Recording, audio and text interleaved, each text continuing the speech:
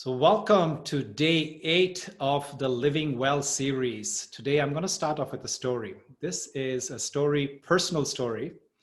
Happened a few years ago. I was invited to speak. I remember some of you might recall that I used to teach Tuesday night classes at the Anubhuti Retreat Center in Novato, California.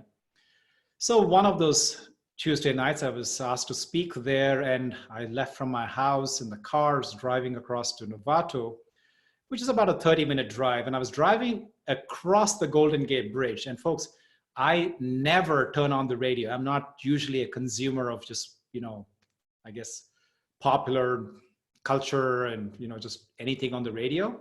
I usually have my podcasts, or I have some things downloaded onto my phone, or I have a USB drive of collection of nice music my friends have curated for me, which is what I usually use for long drives. But there's one particular day, for whatever reason, I have this urge to turn on the radio. And if I turn on the radio, I usually turn it on to NPR, National Public Radio, which is usually a little bit more interesting, useful, informative, curated enough by people, I think, where my mindset matches with them. Let's just say it that way to keep it simple. So I'm driving, I'm just about gotten onto the Golden Gate Bridge as I'm driving up north. And I turn on the radio, NPR comes on, and there's an interview. And the interview is about a policeman who has patrolled for the last, I think, 18 years or 15 years, something like that, a really long time. His job was to patrol the Golden Gate Bridge. Now, those of you who are not familiar, the Golden Gate Bridge is considered the deadliest structure in the world. Not only is it the most photographed bridge in the world, but it's the deadliest structure. And for the reason that people from far and wide, for some reason, choose to come to this particular bridge, the structure, to jump off to commit suicide. Okay? Now, this particular policeman who was on air that day, he was sharing how over the years he has really honed in on two skills. Number one, he has the ability to be able to look at these thousands of these tourists who come walking in the bridge every day, to look at them and identify who has come here today to commit suicide. The second skill that he has honed over the years is that when he notices somebody that is come here to commit suicide, he can stand there and negotiate with them as they're hanging off the bridge to reconsider their choice. Okay, now I found that fascinating. Okay, so imagine, so I have just heard the story. I'm driving across. In 15 minutes, I reach the retreat center. In about 30 minutes from that moment, I am in front of an audience and I'm talking. And guess what? This is the first story that comes out of my mouth. And I said, you know what? I heard about this person, and he was sharing about this particular story. And I found that, so moving, that such an amazing structure that people fly in. And these are people who are lawyers and doctors. They take a one-way ticket and they fly all the way from New York, where have you, to San Francisco International Airport. And then they come to the bridge and then they jump off. And this guy is supposed to identify them and then talk them out of it. Okay, so that evening finishes. Next day, 8 o'clock in the morning, I just finished my morning meditation. I'm sitting and having a cup of my beverage, and the phone rings. I pick up the phone and it says, good morning, this is California Highway Patrol Sergeant John Carmen speaking. And I'm like, uh-oh, what did I do now? I thought maybe I was a speeding ticket, I did something bad. Why would a policeman call me at 8 o'clock in the morning? So he tells me that, listen, my sister was in your class last night when you did that talk. And I wanted you to know that I appreciate how much you were moved by this. And I reached out to you because I wanted to see if you want to get together. I'm like, whoa, this is amazing. Yes, of course I want to get together. So then we have a cup of coffee. And then I asked him to come. Some of you remember, I used to run this thing called the San Francisco Men's Wisdom Circle. Mario and I did that for 7 years. And so I said, Sergeant Carmen, can you speak at the Men's Wisdom Circle? And he obliged. And so he came to the Men's Wisdom Circle. And he shared some amazing stories. And now I want to share with you from those many stories one particular thing. So apparently this one particular day, he was either off duty or for whatever reason, this one guy by the name of John Bateson gets on the bridge. He lives in the Mission District of San Francisco. For those of you who are not familiar with the layout of San Francisco, the Mission District is probably, I don't know, 6-7 miles from the bridge, and one would take about an hour to walk from the Mission District. So this guy, John Bateson, chooses to commit suicide that day. So he walks through town of San Francisco, gets to the bridge, gets to the edge, hangs out, and jumps. Now, I want you to know this, but when people jump off the bridge, people die instantaneously. Majority of them hit on impact because of the height of the bridge. When they hit that water, that's a pretty strong force, and they die on impact. Now, for those few people that do not die on impact, they die because of hypothermia, which is the water is so cold in San Francisco Bay that they would probably last 15 minutes in that kind of water if they are just kind of sitting there.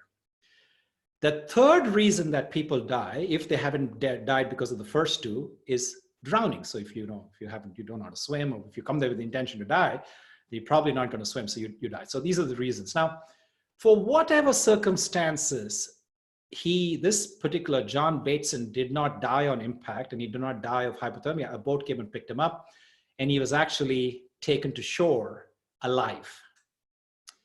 So then, of course, he's gone through therapy and counseling and this and that, and the guy goes on to write a bestseller book called The Final Leap, which you can go on Amazon today and order if you're so interested. But here's the point that the guy makes in the book. He says, that day I was depressed. I was depressed already, but that particular day my depression went to an all-time high, and I chose to give up my life. And he says that he got on the road to walk from his house in the Mission District, and it took an hour for him to make it to the bridge. And he says, when I got to the bridge, I chose to jump. And he says, in that whole 1 hour period from the time he left his house to getting to the bridge and then jumping, if one person, any one person would have looked at me in the eye and smiled, I would have changed my mind. Not one person looked me in the eye and smiled, so I jumped off the bridge.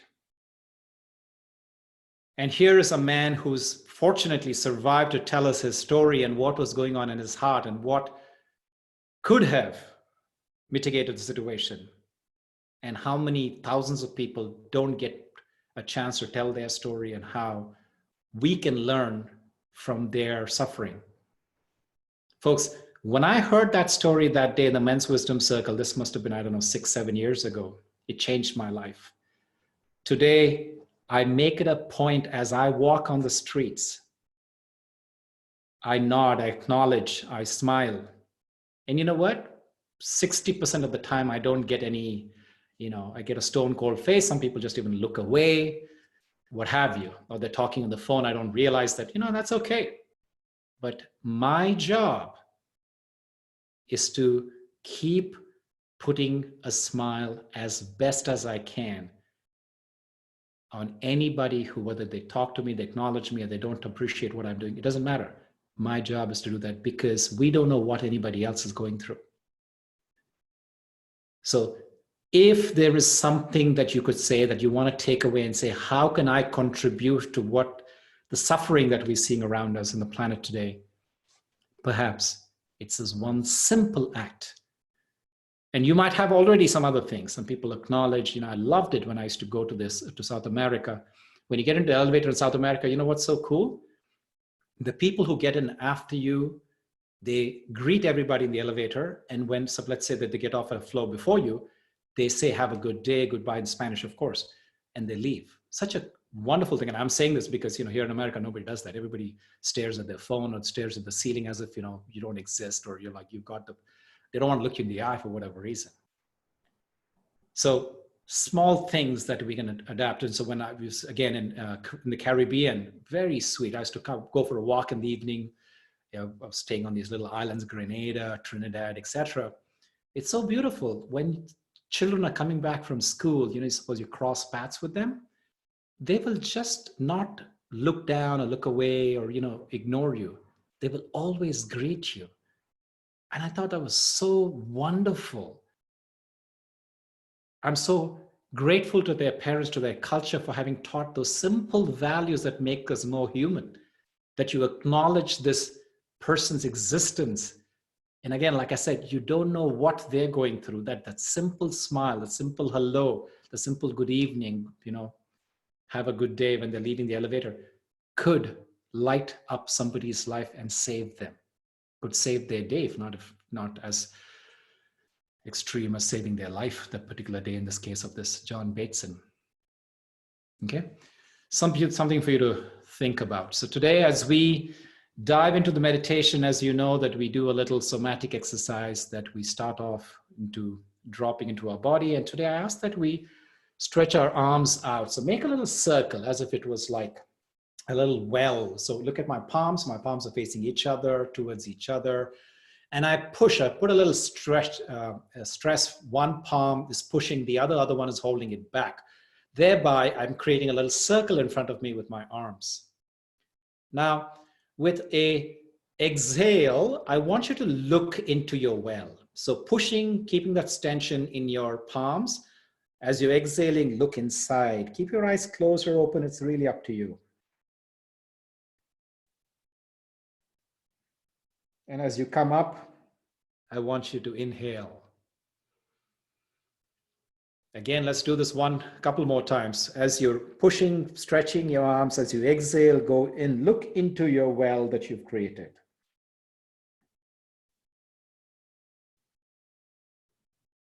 And gently rise up as you're inhaling. And one last time. Exhale as you go in. Feeling the tension in the bottom of the spine. Feeling the tension in the shoulders. Feeling your shoulder blades open as you're doing it. And then as you gently come back up, feeling the relaxation and release. Now, I want you to drop into your heart space. Keeping your eyes open or closed doesn't matter.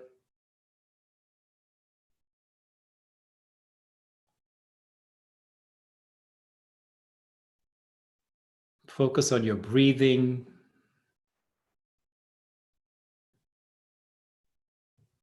Breathing into your belly, nice and deep.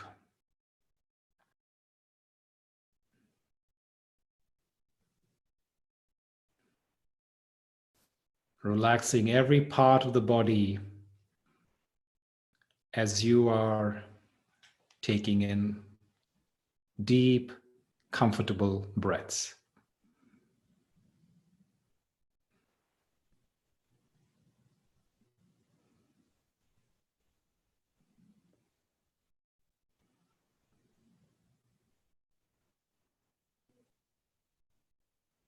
Notice that breath is happening naturally. You don't have to make it happen. If it was up to you to breathe, you would have died a long time ago, because we often get distracted by that phone call, the text message, and we stop paying attention. So thank God breathing happens naturally, subconsciously. But notice if you can pay attention to breath.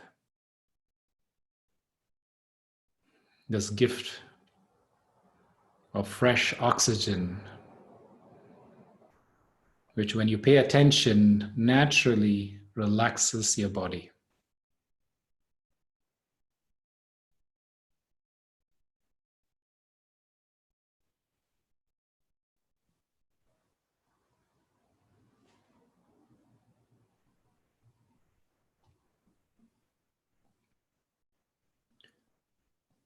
You're all at home, I'm at home, but notice how at home are you right now?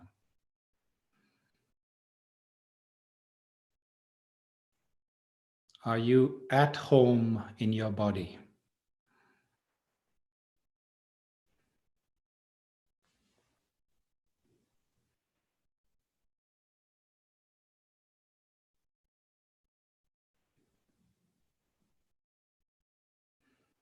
Are you able to become at home inside your heart? At home in your heart space?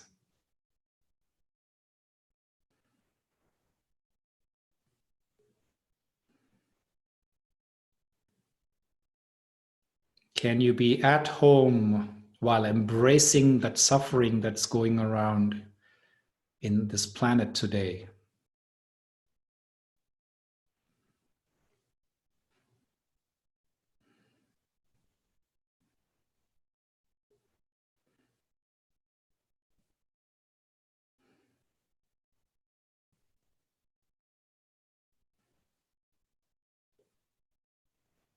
While some of you may feel locked indoors in the realm of the physical space, notice how you are absolutely free in the realm of awareness. Boundless space of full awareness.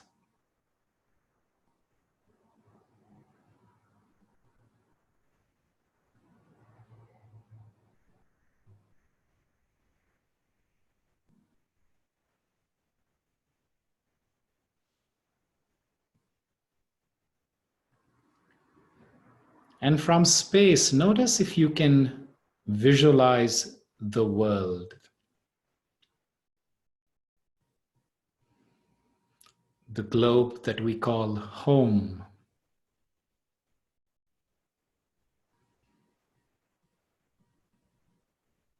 And let us tune in our hearts to the state of our home.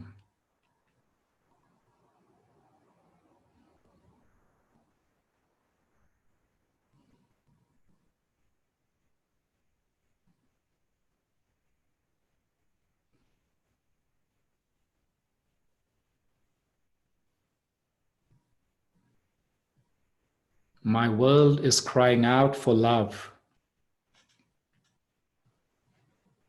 especially those who are experiencing loss, conflict, or loneliness.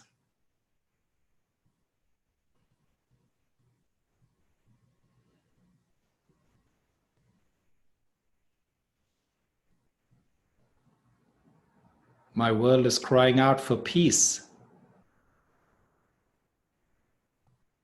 especially the many souls who are enduring war or natural calamities.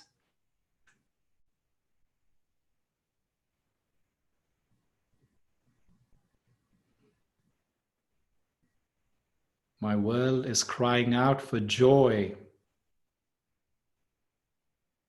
especially those suffering from disease or emotional trauma.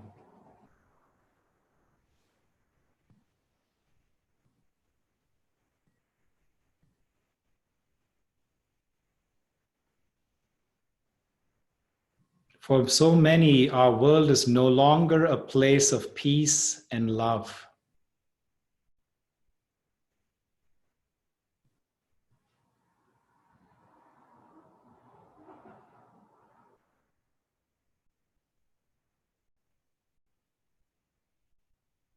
Our quality of life has diminished under the influence of inappropriate values and selfish actions.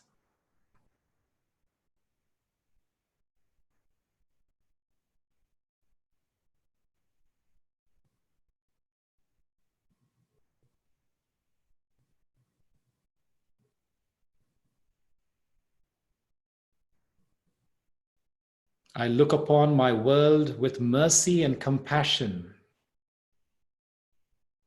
and I create a pure wish for the world to be healed.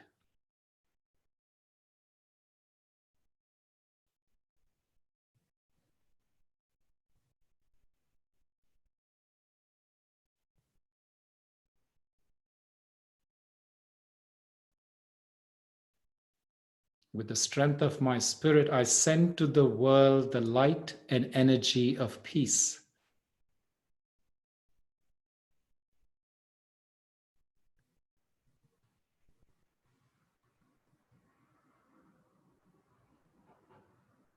I see a blue light envelop the world with an energy of peace.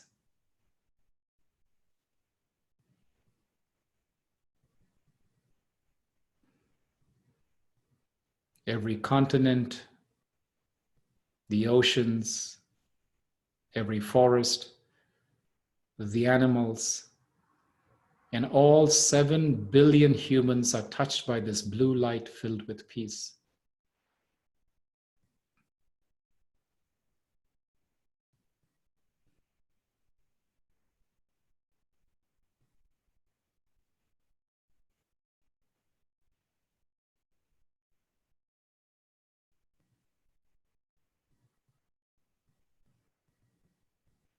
With my loving heart, I surround my world with loving feelings and good wishes.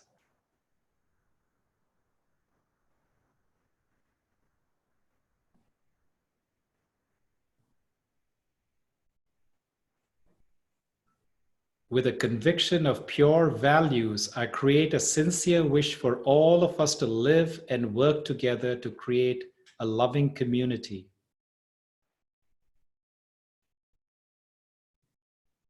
Living with the highest values of respect and cooperation.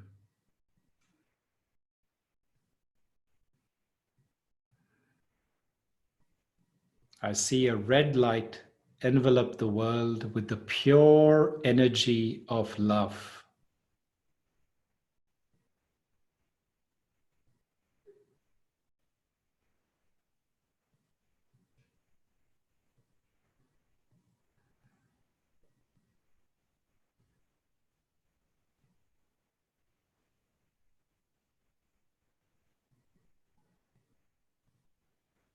Mother Earth and all of its beings are shrouded with this loving red light.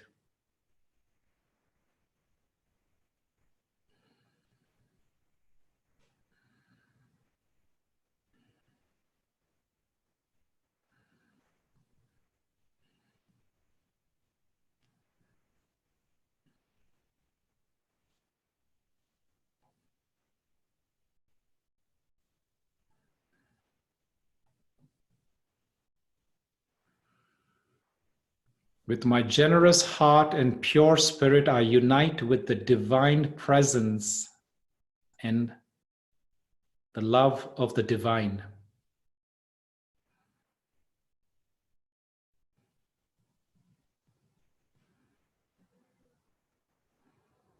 Together we bless our world.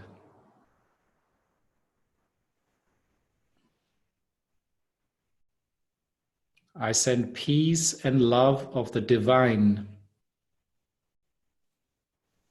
like a channel that is coming through me and caressing the world, nurturing every soul so that they can restore their own peace and power.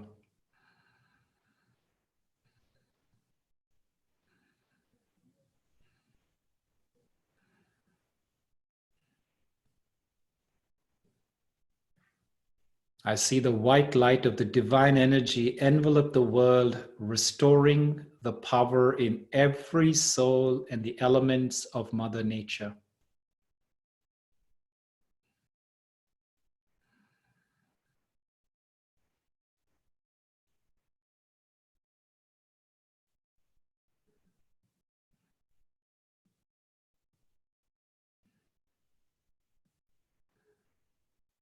In my mind, I see a joyful world, a world full of peace and love.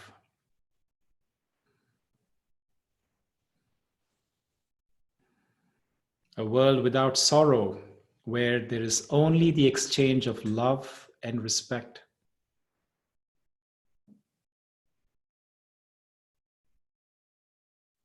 I believe in the possibility of such a world.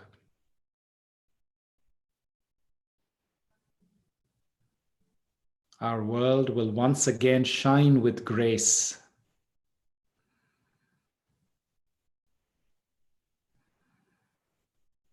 I recognize that I play a part in bringing this world into being.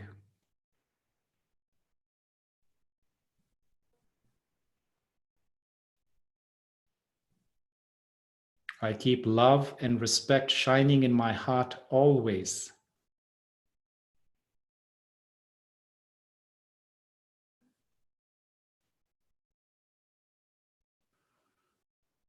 I keep peace and truth in my spirit forever.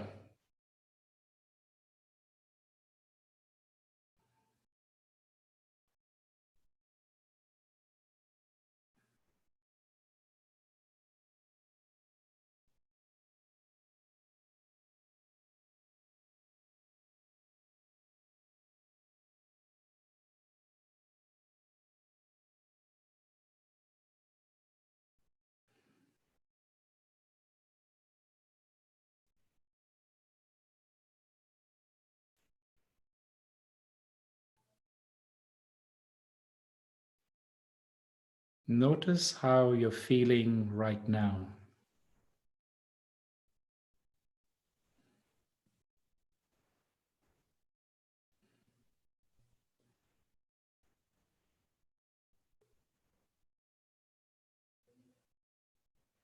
And ask yourself this question: what would I feel if I stop numbing and distracting myself? What would I feel if I stop numbing and distracting myself?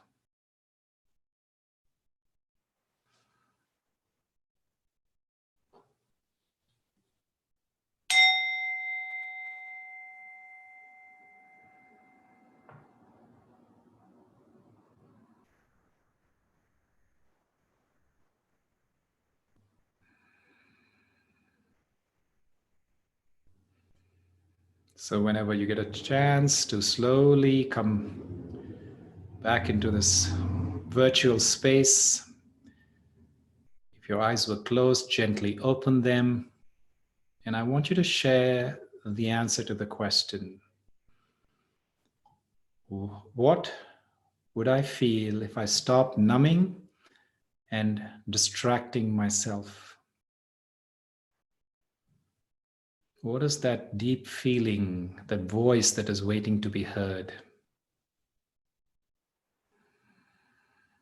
Go ahead and put that into the chat window, please.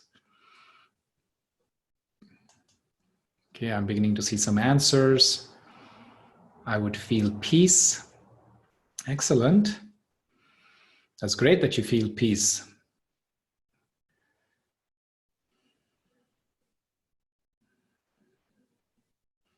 And I'm waiting for some more, as I know you must be typing at this time. And while I wait for the responses, I invite you to consider formulating any questions that you may have and putting it into the Q&A window. So there's a separate little icon you'll see for Q&A, and you can go ahead and put in your questions that you have, and then I will take them in the order that we receive them. I feel creative. I could not distract continued feeling at peace and love. I could not distract continued feeling at peace and love. Okay. What else?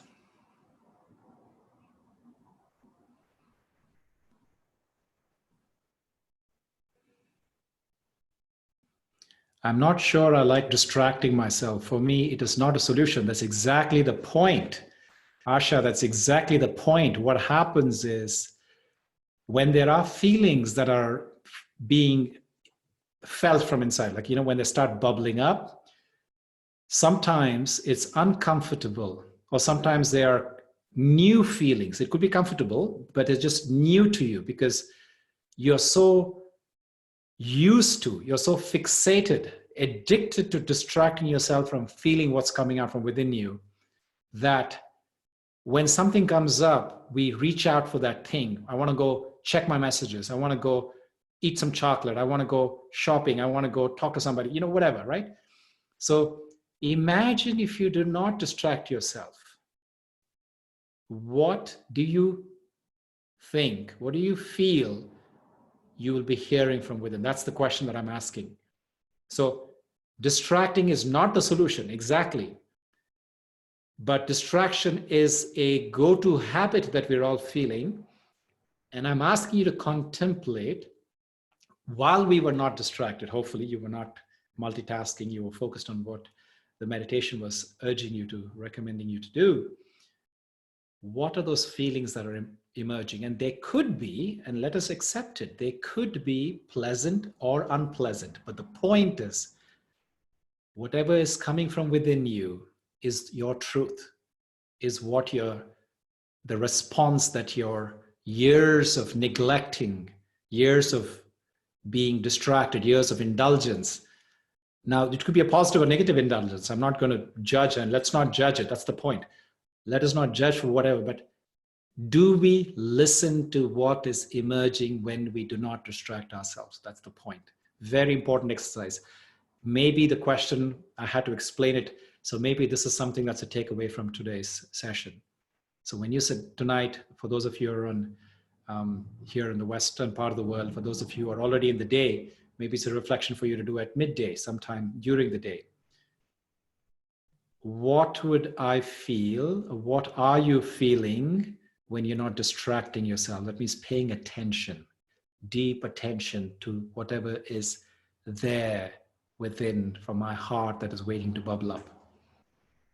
Okay? All right. Amina says she feels empowered. So remind us again, how old is Amina? I remember her when she was a little baby. She was in my neighborhood. She would be in a stroller. Her mom and the dad would take her around, and she would be, so yeah, so remind me again. She's 16 now. Oh my God, time flies. Okay. So I don't feel no excitement. Somebody, so Mukul is saying no excitement, no reacting, only responding. Fantastic. Yeah. Feeling love and a sense of community for all of humanity. That's great. Amina says, okay, that we've already read that. I feel so high. So Mukul, it's just not the high that we feel right now. The intention here is to be able to create this and take this with you and keep that level. Because you see, the thing is, what we've done is we've dropped into our natural state. So it's not even right. We are needing a drug called meditation to get us to a high. All we're doing is just dropping in to that state that is very natural. Okay, so now I'm going to go ahead and jump onto the Q&A section where I'm looking for questions from you. Answer is, I have come to terms with a lot of things that I'm missing. I only get what I deserve. Okay, that's a comment. Thank you. I'm looking for questions here, but I appreciate it. I appreciate the fact that you're feeling like coming to terms with a lot of things that I get what I deserve. Okay, great. So the next question is from Lynn. It feels weird right now to say hi to people on the street. I try to keep so far away from people, and there is this underlying order to stay away. It is turning into social distancing. I wish it wasn't. I shouldn't be. How do I get back to my friendly street self under the current restrictions? Yes, Lynn, that's a very, very pertinent question, and goes back to my story. If you joined an early part of the, the first 10 minutes or so, I was sharing my story about this suicide pandemic, depression pandemic that has gripped the world. And that's only going to get worse in these conditions of isolation and stress, and both economic and social, kind of imbalance that we're seeing right now. So what do I do? So let's lean in on to John Bateson's request that he had, or the desire that if one person smiled on the street, he would have changed his mind and he could have saved lives.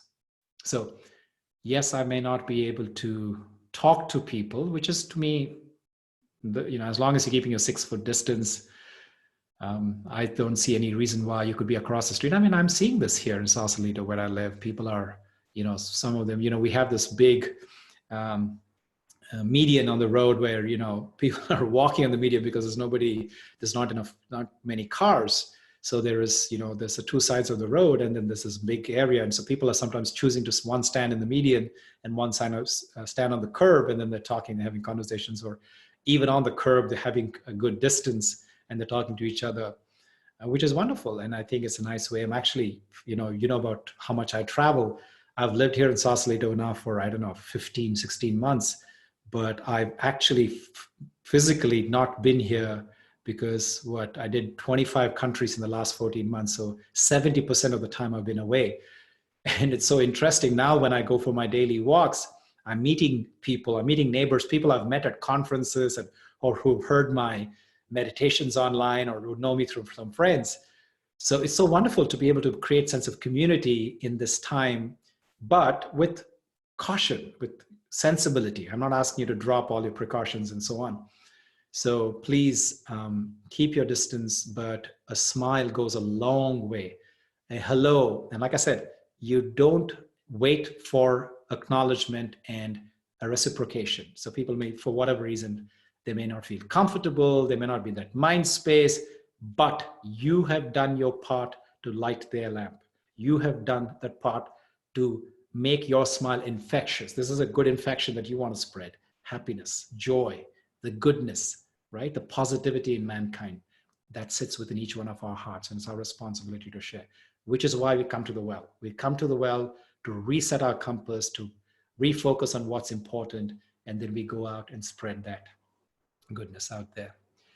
Okay, next question from Margarita. It's so hard to see so many people without jobs and difficult situations. I'm trying to keep positive for most part, but it's getting difficult. How can I not feel for them? Okay, so that's a great question. So today I was listening to a audiobook by one of my friends and mentors, Dr. Dan J. Siegel. So his latest book is called Aware. And in that book, he talks about the difference between empathy and compassion.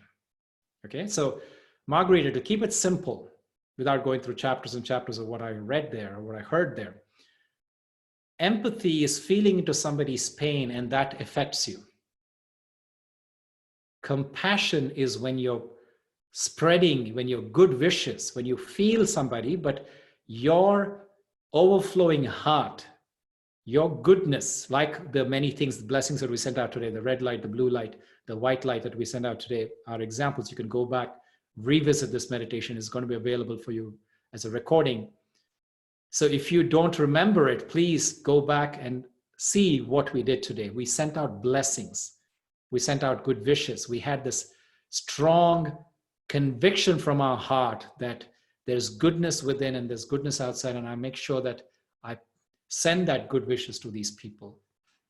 So may I send those good wishes from my silence of my quiet mind, from the love of my heart, as a blessing to these people who are feeling the pain. So what that does is that you're not rejecting, you're not avoiding their pain, you're feeling it, but you're not being infected by it. That's the important thing there.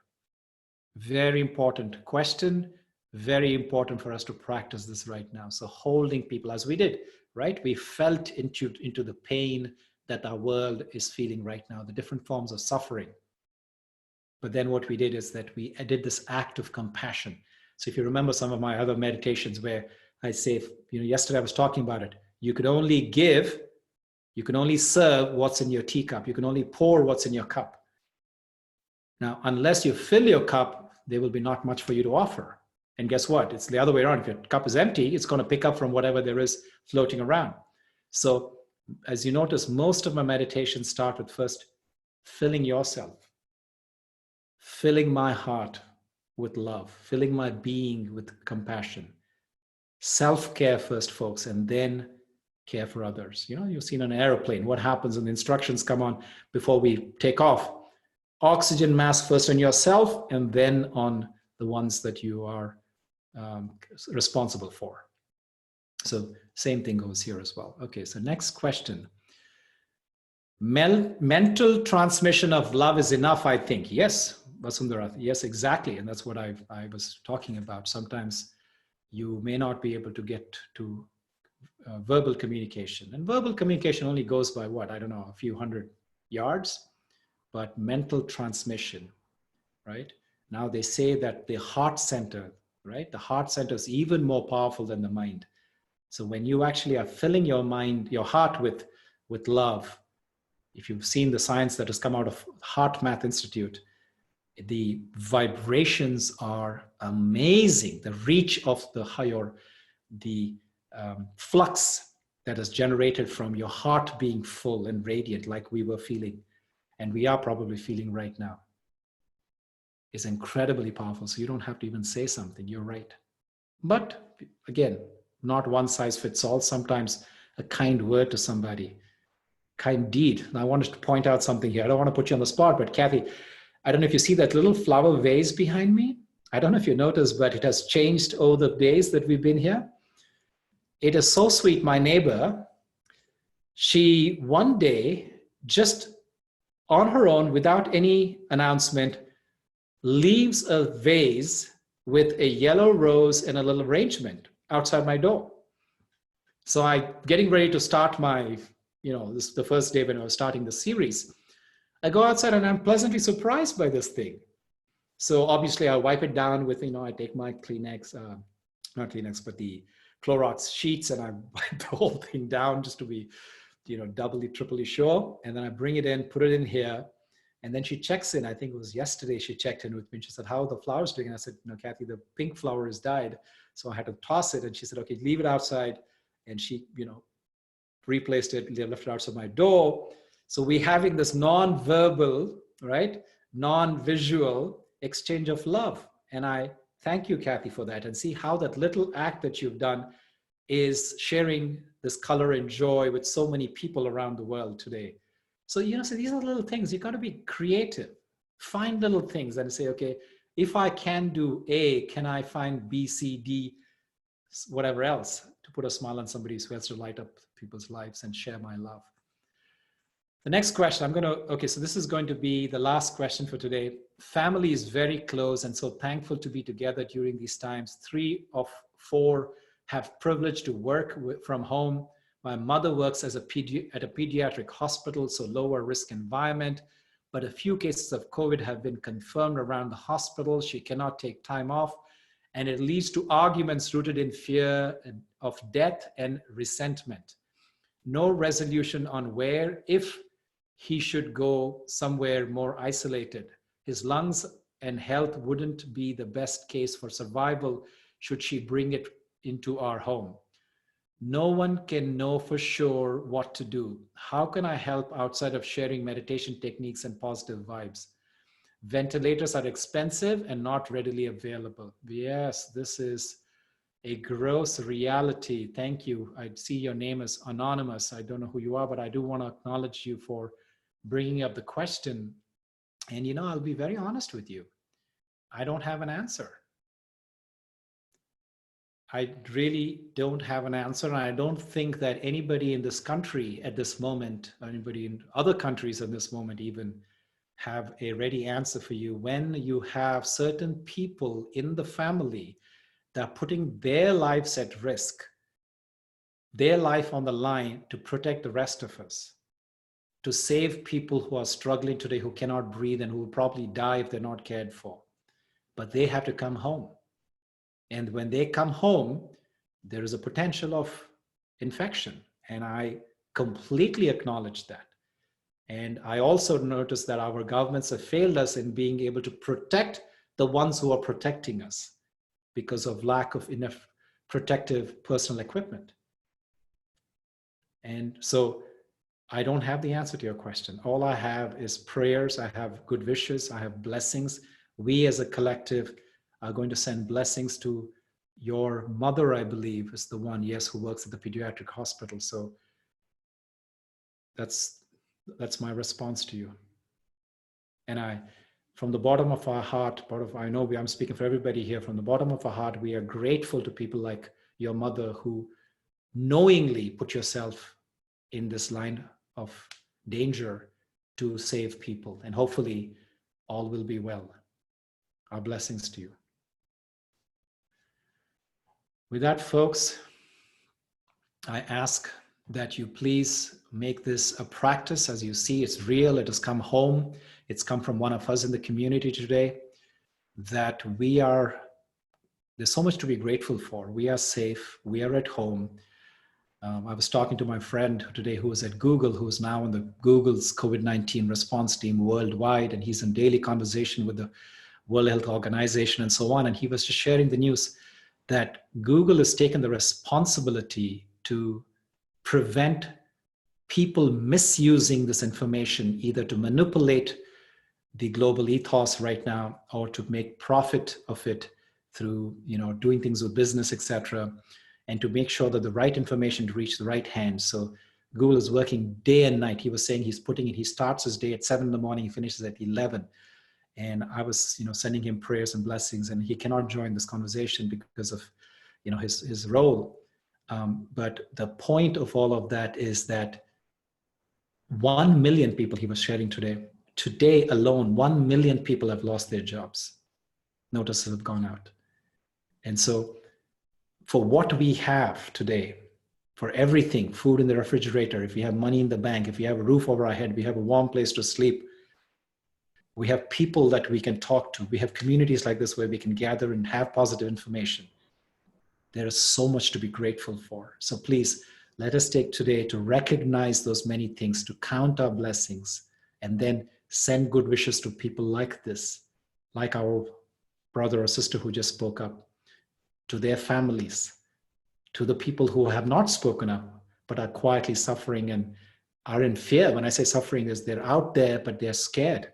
So let us send them blessings that they find their peace, that they are protected, and those who are suffering with the disease, that they may be healed. So I urge that you keep that in your meditation and your good wishes until we meet again tomorrow, until we find the next focus of our attention. So I'll see you same time, same place tomorrow. Until then, be well and be safe. Thank you.